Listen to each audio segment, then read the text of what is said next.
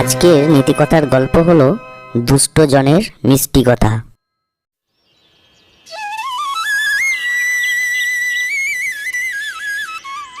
একদিন এক মোরগ গাছের ডালে বসে মনের সুখে গান করছিল।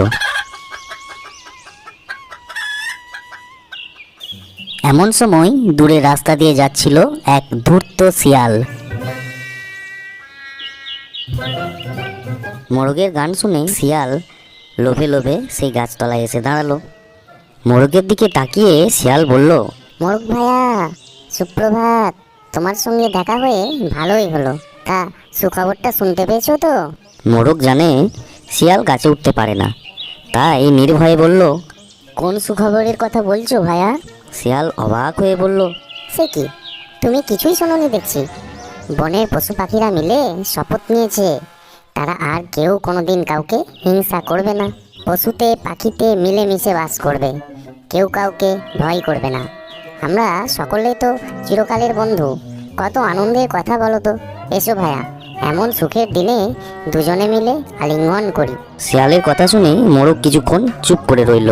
সে কেবলই গ্রামের দিকে ঘাড় তুলে বারবার কি যেন দেখতে লাগলো।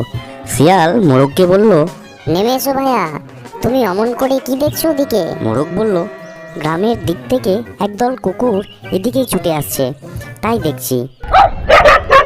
ওরাও নিশ্চয়ই সুখবরটা পেয়ে থাকবে, তাই আনন্দ করতে করতে এদিকেই আসছে।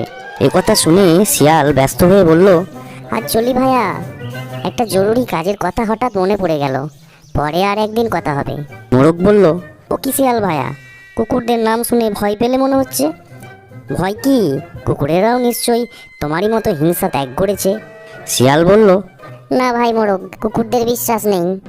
তাছাড়া পশু পাখিদের ওই শপথের কথা কুকুরেরা হয়তো এখনো জানতেই পারেনি। এই বলে শিয়াল লেজ গুটিয়ে দৌড়ে পালিয়ে গেল।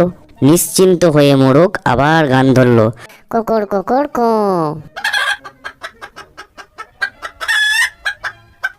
এই গল্পের নীতিকথা হলো দুষ্টজনের মিষ্টি কথাই ভুলতে নেই।